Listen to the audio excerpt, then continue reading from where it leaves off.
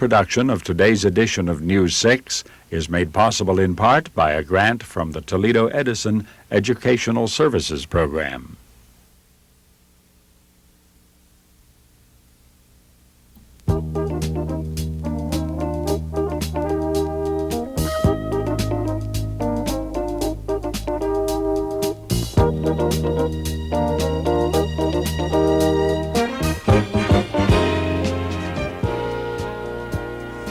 Hello, and welcome to another edition of News 6. This week, News 6 is brought to you by the 6th graders of Northwood Middle School in Northwood, Ohio.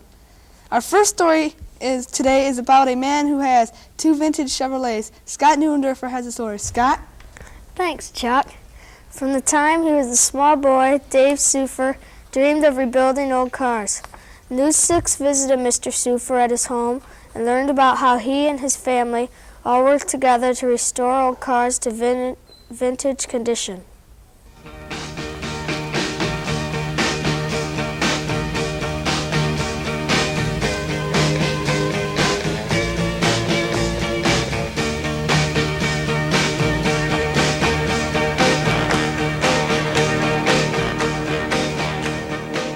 My name is Dave Sufer, and one of my hobbies is restoring vintage vehicles, in particular vintage Chevrolets. We make these cars a family project. The entire family works at restoring the vehicles and also participating in the activities we attend with the cars. We have done all the paint work ourselves and upholstery work. The only work that the family doesn't do is replating of the chrome and some of the engine work, which we don't have equipment to handle. The enjoyment we get out of the restoring vehicles is through participation in various organizations, one of them being the Vintage Chevrolet Club of America. And when we restore a car, we consider it a vintage vehicle in the Vintage Chevrolet Club of America when it is 15 years old or older. When showing the car at car shows, the goal is to please the public and to win awards through judging of the workmanship of the car.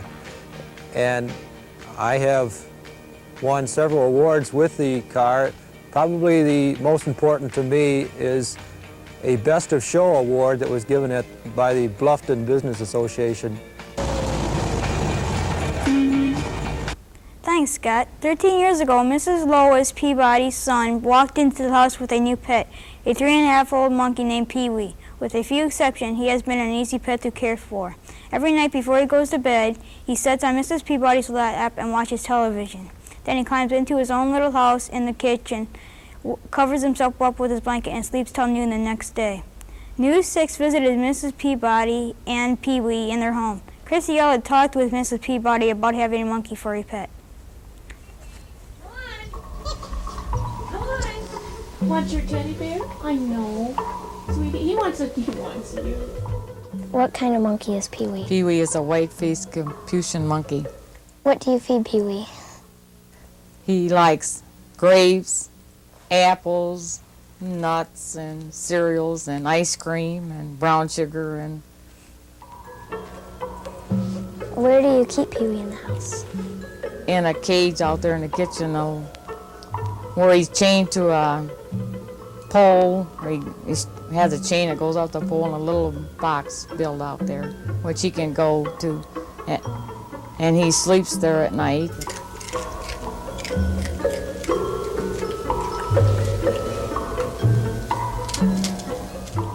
Has Pee-wee ever gotten into anything?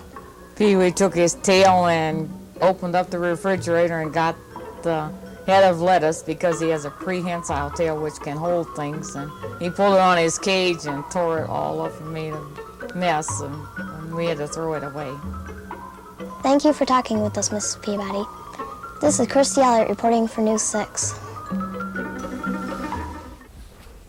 Thanks, Christy. News 6 recently had the opportunity of talking with a very special lady. Mrs. Kay Falk is a foster parent.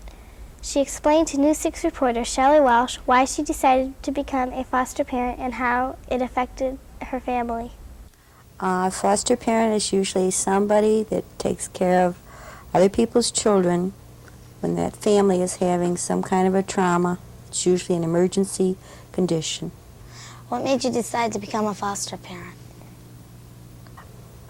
We enjoy children, especially smaller children, but we felt that our family was large enough permanently. Where do your foster children come from? Our foster children come from the Lucas County Children's Services. What are the ages of your foster children? The ages of our foster children have been, the youngest has been 3 weeks and the oldest has been 10 years. Have you ever had any special problems with your foster children? Oh, we've had several problems, but one particular problem that we've had was a severely hyperactive child where in his bedroom, we had to give him a bedroom of his own, and we had to take everything out of the room that was unsafe, and this included taking electricity out of the room and covering it with wall plates because he'd hurt himself. Where do your foster children go when they leave your home? The children, after they leave our home, more than likely, after the court feels the family has been rehabilitated, they return home or they return to a relative's. Has your family life changed a lot since you became a foster parent? We always maintain some things in our home that are different from normal homes. We have a baby bed up at all times. We have diapers here. We have clothing from infant all the way up to 10. Thank you for talking with us, Mrs. Falk. This is Shelley Walsh reporting from News 6. Thanks, Shelley.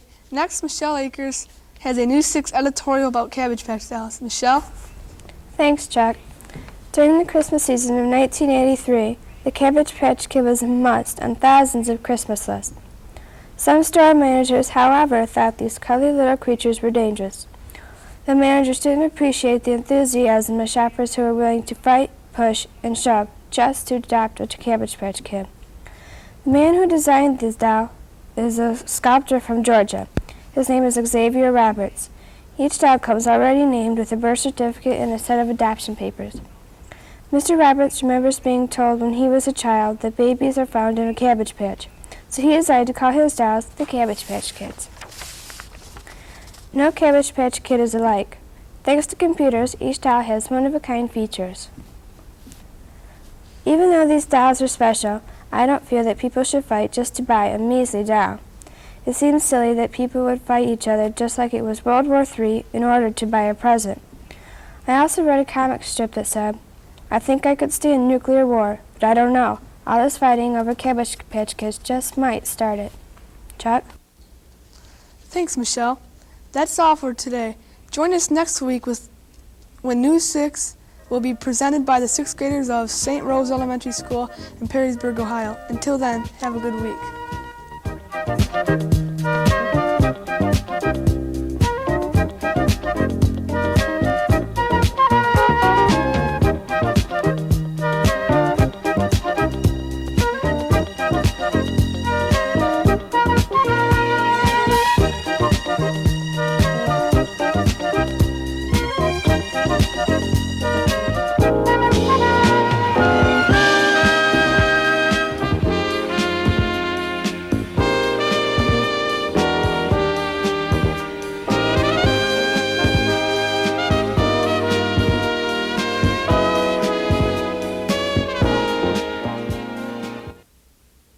Local production of today's edition of News 6 is made possible in part by a grant from the Toledo Edison Educational Services Program.